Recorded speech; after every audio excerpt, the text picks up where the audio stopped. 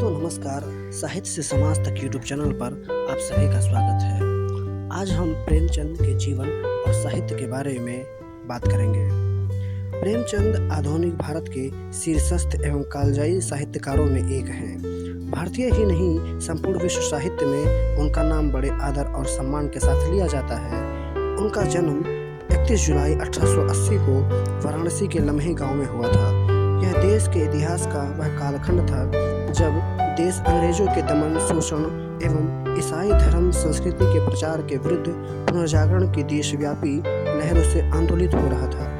राजा राम मोहन राय के उपरांत स्वामी दयानंद, रामकृष्ण परमहंस, विवेकानंद, अरविंद, बंकिम चंद्र, दादा भाई नौरोजी, गोखले आदि ने अपने विचारों एवं कार्यों से ऐसी जागृति उत्पन्न की कि देश के अतीत, वर्तमान एवं भविष्य के प्रति भारतीय दृष्टि से विचार मंथन आरंभ हुआ और स्वदेशी, स्वराज और स्वाधीनता की धारणा लोक मानस को उद्वेलित करने लगी। भारतीय राष्ट्रीय कांग्रेस की स्थापना लॉर्ड कर्जन द्वारा बंग विभाजन और गांधी के राजनीतिक रंगमंच पर प्रादुर्भाव ने इस स्वदेशी चिंतनधारा को भारत के स्वाधीनता संग्राम में परिवर्तित कर दिया। राष्ट्र के ऐसे उद्वेलन, मंथन तथा आत्मचिंतन के बीच हिंदी उर्दू के प्रख्यात साहित्यकार प्रेमचंद का जन्म, पालन पोषण, शिक्षण, जीविका एवं लेखन का क्रम आरंभ हुआ। प्रेमचंद का जीवन उनके साहित्य के समान ही रोचक, प्रेरणादायक एवं घटनापूर्ण होने के कारण अध्येता को परिस्थितियों से संघर्ष करते हुए एक श्रेष्ठ मनुष्य बनने की आधारभूत सामग्री प्रदान करता है। उनका जन्म 3 बहनों के बाद हुआ था, इस कारण सभी के लाडले थे। पिता ने पुत्र का नाम रखा धनपत राय और ताऊ ने नवाब राय, लेकिन वे आगे चलकर प्रेमचंद के नाम से प्रसिद्ध लेखक बने। वे बचपन में नटखट और खिलाड़ी थे, लेकिन माता पिता के शीघ्र देहांत ने उन्हें जीवन की कठोर परिस्थितियों का सामना करने के लिए विवश कर दिया। पिता के दूसरे विवाह तथा अपने पहले बेमेल विवाह ने उन्हें अनेक कटु अनुभव दिए, जिनका उन्होंने बाद में अपने रचनाओं में उपयोग किया। 20 वर्ष की उम्र में उन्होंने हिंदी, उर्दू, अंग्रेजी में लिखा विपुल साहित्य पढ़ लिया था और 13-14 वर्ष की उम्र में उन्होंने अपने मामा के एक प्रेम प्रसंग पर नाटक लिखा था। वे 2 जुलाई 1900 को 20 रुपये मासिक पर सरकारी मास्टर बने और 1 मई 1903 को उनकी पहली रचना ओलिवर क्रomवेल उर्दू साप्ताहिक पत्र आवाज़ खल्क में धारावाहिक रूप में प्रकाशित हुई। इसके कुछ समय उपरांत मार्च 1906 में उन्होंने एक बाल विधवा शिवरानी देवी से विवाह करके एक बड़ी सामाजिक क्रांति की। स्वामी दयानंद के आर्य समाज तथा विवेकानंद के विचारों का उन पर गहरा प्रभाव पड़ा, जिसके कारण उनके जीवन एवं साहित्य दोनों में समाज सुधार, देश प्रेम तथा जन जागरण प्रमुख प्रेरणा स्रोत के रूप में विद्यमान रहे।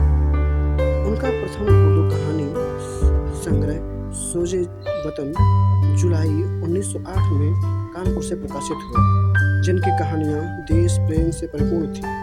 अंग्रेज कलेक्टर ने इन कहानियों को राजद्रोह माना और उन्हें बुलाकर फटकारते हुए कहा, यदि मुगल सल्तनत में होते तो हाथ काट दिए जाते।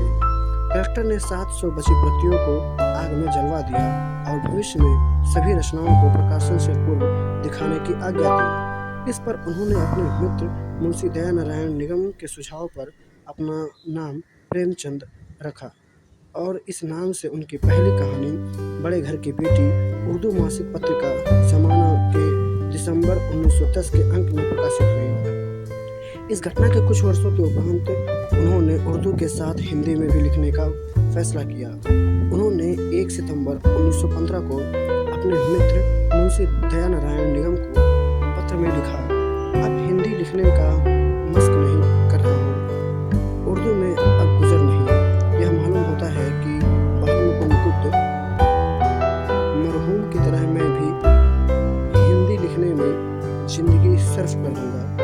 उर्दू नवीसी में किस हिंदू को फैल हो जो मुझे हो जाएगा। उन्होंने अपने इस प्रयास को जारी रखा और उनकी पहली हिंदी कहानी सौत हिंदी की प्रसिद्ध पत्रिका सरस्वती के दिसंबर 1915 के अंक में तथा प्रथम हिंदी कहानी संग्रह सप्त सरोज जून 1917 में प्रकाशित हुआ। इस पुस्तक की भूमिका में पंडित मनन द्विवेदी ने उनका मातृभाषा में लिखने पर स्वागत करते हुए उन्हें रविंद्रनाथ ठाकुर के समकक्ष देखा। इसी बीच उन्होंने सन 1916 में इंटरमीडिएट परीक्षा तथा 1919 में बीए परीक्षा द्वितीय श्रेणी में उत्तीर्ण की, क्योंकि वे साहित्यिक जीवन में सफलता एवं वृद्धावस्था में निश्चिंतता के लिए बीए करना अवश्य समझने लगे थे। किंतु वे महात्मा गांधी के असहयोग आंदोलन से इतने प्रभावित हुए कि 8 फरवरी 1921 को गोरखपुर में उनके भाषण को सुनकर उन्होंने 16 फरवरी 1921 को 20 वर्ष पुरानी सरकारी नौकरी से इस्तीफा दे दिया। इस संबंध में उन्होंने अपने आत्मकथात्मक लेख जीवन सार में लिखा है, ऐसा समारोह मैंने अपने जीवन में कभी नहीं देखा था। महात्मा जी के दर्शनों का यह प्रताप था कि मुझ जैसा मरा हुआ आदमी भी चेत उठा। उसके 2-4 दिन ही बाद मैंने 20 साल की नौकरी से इस्तीफा दे दिया। महात्मा गांधी के प्रति उनका यह दृष्टिकोण जीवन पर्यंत बना रहा। वे उनके निष्ठावान भक्त एवं अनुयायी बने रहे। उन्होंने इस्तीफे के लगभग 5 महीने उपरांत छपे अपने लेख स्वराज के फायदे में लिखा कि महात्मा गांधी देशभक्त हैं और उन्होंने देश के लिए सर्वस्व त्याग किया है। ऐसे महापुरुष संसार में बिरले ही पैदा होते हैं। महात्मा ने उन्हें भारत का उद्धार करने के लिए ही अवतरित किया है, और यदि हमने उनकी आज्ञा न मानी तो यह हमारा परम दुर्भाग्य होगा। इसके बाद उन्होंने हंस के मई 1930 के अंक में लिखा, महात्मा गांधी भारतीय आत्मा की स्वाधीनता, प्रेम और उनकी विकल आकृति के जीते जागते अवतार हैं। वह भारत के सत्य, धर्म, नीति और जीवन के सर्वोपरि आदर्श हैं। एक बार उन्होंने स्वयं को महात्मा गांधी का चेला बताते हुए अपनी पत्नी शिवानी देवी से कहा था, मैं महात्मा गांधी को सबसे बड़ा मानता हूँ। उनका भी उद्देश्य यही है कि मजदूर और काश्तकार सुखी हों, और मैं भी लिखकर दोनों को सलाह दे रहा हूँ। वे हिंदू मुसलमान एकता चाहते हैं, तो मैं हिंदी और उर्दू को मिलाकर हिंदुस्तानी बनाना चाहता हूँ। सरकारी नौकरी से इस्तीफे के उपरांत प्रेमचंद ने महावीर प्रसाद पोद्दार की मदद से चरखे एवं खद्दर बनाने का काम आरंभ किया, किंतु 1 महीने के बाद ही उसे बंद करके लम्हे गांव चले गए। अब उन्होंने स्वदेश में लिखना शुरू किया। कानपुर के मारवाड़ी स्कूल में हेडमास्टर की मर्यादा के संस्थापक बने तथा 125 रुपये मासिक पर काशी विद्यापीठ के हेडमास्टर के रूप में भी कार्य किया। इसी बीच उन्होंने आजीविका के लिए एक निश्चित एवं नियमित आय के लिए सरस्वती प्रेस नाम से प्रेस खोला, किंतु व्यापार उनकी प्रकृति में न था। प्रेस से उन्हें बराबर हानि उठानी पड़ी और मानसिक यातना भी, क्योंकि आगे चलकर यह प्रेस उनके जीवन का जंजाल बन गया। इस प्रेस के लगने के लगभग 1 वर्ष बाद उन्होंने लखनऊ के दुलारी लाल भार्गव की प्रकाशन संस्था गंगा पुस्तक माला कार्यालय में साहित्यिक सलाहकार का पद स्वीकार कर लिया तथा बाद में वे नवल किशोर प्रेस के मालिक मुंशी विष्णु नारायण भार्गव के निमंत्रण पर माधुरी के संपादक बने। उनके संपादन काल में माधुरी के जनवरी 1928 के अंक में उनकी कहानी मोटे राम जी शास्त्री छपी, तो लखनऊ के प्रसिद्ध वैद्य पंडित शालिग्राम शास्त्री ने उन पर मानहानि का दावा दायर कर दिया, पर उनके स्पष्टीकरण के बाद अदालत ने यह दावा खारिज कर दिया। वास्तव में मोटे राम शास्त्री नामक पात्र की सृष्टि उन्होंने हास परिहास के लिए वरदान में ही कर दी थी, जो बाद में उनकी कई कहानियों में आकर पाठकों का मनोरंजन करता रहा। यह वह समय था जब हिंदी में अनेक पाठक निरंतर बढ़ रहे थे और उनकी रचनाएं प्रभा, स्वदेश, आज, श्री शारदा, चांद, सरस्वती, माधुरी आदि पत्रिकाओं में नियमित प्रकाशित हो रही थी। उन्होंने 17 फरवरी 1924 को अपने अभिन्न मित्र मुंशी दयानारायण निगम को पत्र में लिखा, हिंदी रसायल इस कदर दिक करते हैं कि कुछ किए नहीं बन पड़ता। अब मैं कहानियाँ उर्दू में नहीं हिंदी में ही लिखकर भेज दिया करता हूँ। उनकी यह लोकप्रियता प्रसिद्धि अन्य भारतीय भाषाओं तथा विदेशी भाषाओं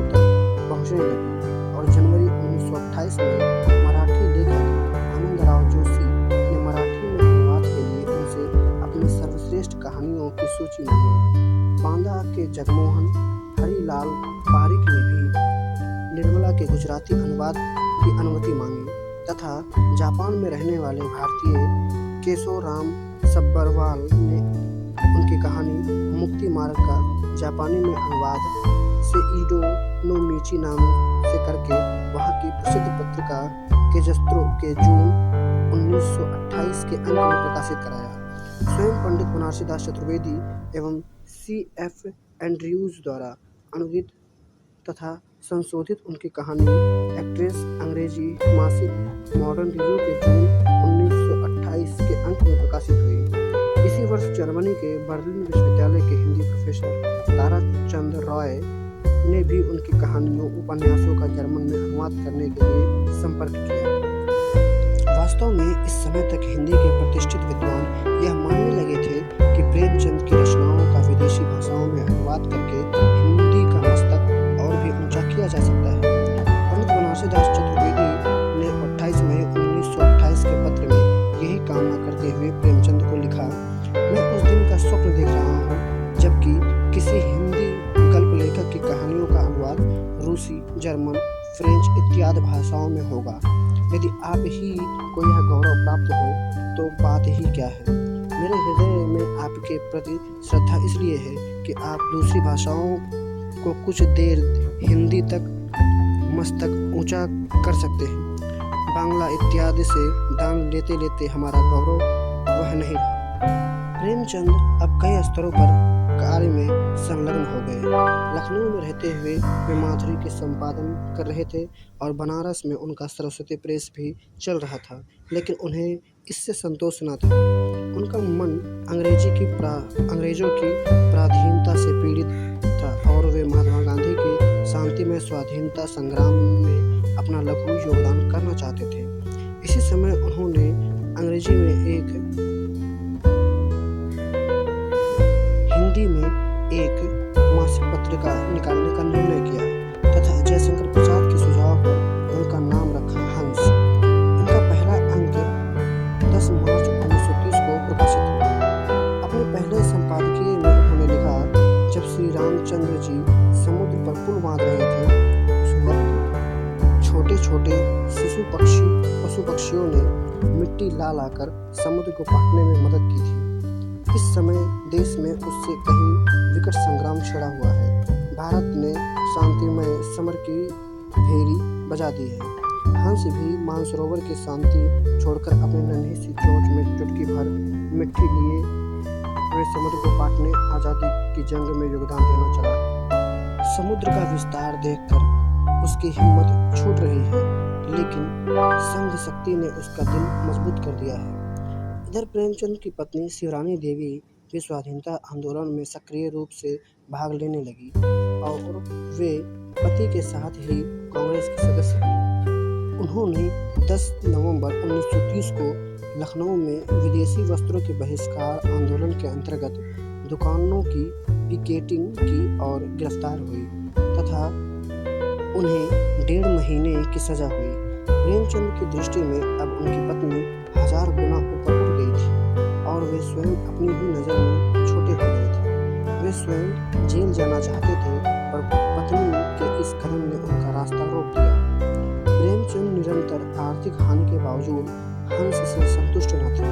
वे एक साप्ताहिक पत्र भी निकालना चाहते थे। अवसर मिलते ही उन्होंने विनोद शंकर व्यास से जागरण ले लिया और 22 अगस्त 1932 को उनके संपादन में इसका पहला अंक निकाला, किंतु आर्थिक हानि के कारण उन्हें इसका अंतिम अंक 31 मई 1934 को निकालकर इसे बंद करना पड़ा। हंस अब भी चल रहा था पर वे विकल्प की तलाश में थे। इसी बीच महात्मा गांधी की प्रेरणा तथा गुजराती लेखक कन्हैया लाल मणिकलाल मुंशी के सक्रिय प्रयास से भारतीय साहित्य परिषद की स्थापना हुई तथा प्रेमचंद ने मुंशी के प्रस्ताव पर हंस को परिषद का मुख्य पत्र बनाना स्वीकार कर लिया। अब वे मुंशी के साथ हंस के अवैतनिक संपादक बने तथा इसका पहला अंक अक्टूबर 1933 को प्रकाशित हुआ। इस स्थिति में इसके 10 अंक निकले तथा अन्य भारतीय भाषाओं की श्रेष्ठ रचनाओं के हिंदी अनुवाद इसमें प्रकाशित हो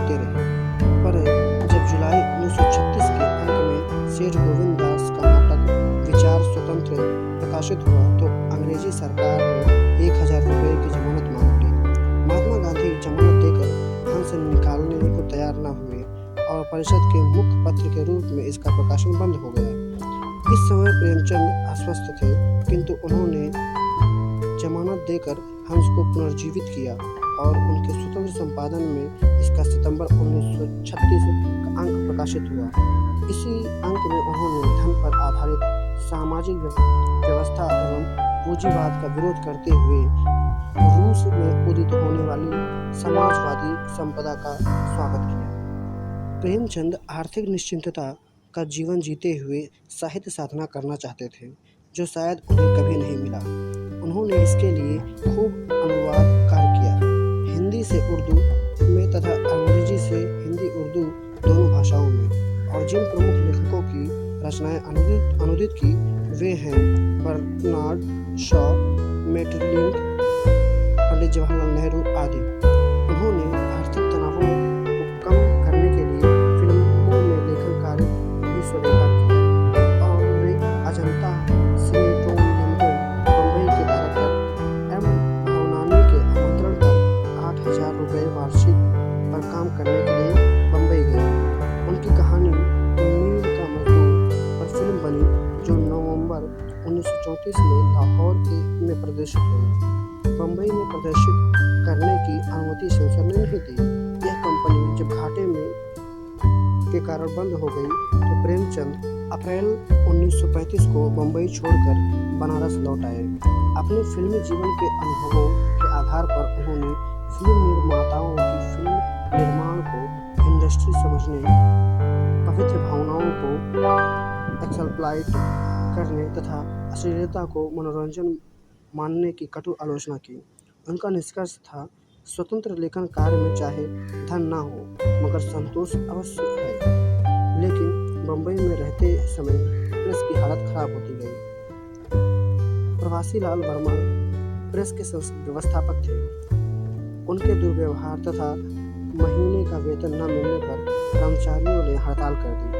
यद्यपि 13 दिन के बाद कर्मचारियों से समझौता हो गया, किंतु प्रेमचंद भारत में मजदूरों की विजय के समाचार छापने से आहत हुए और उन्होंने इसके संपादक को पत्र लिखकर प्रेस की घाटे की स्थिति से परिचित कराते हुए लिखा कि मैंने कर्मचारियों के बेकार हो जाने के डर से प्रेस बंद नहीं किया।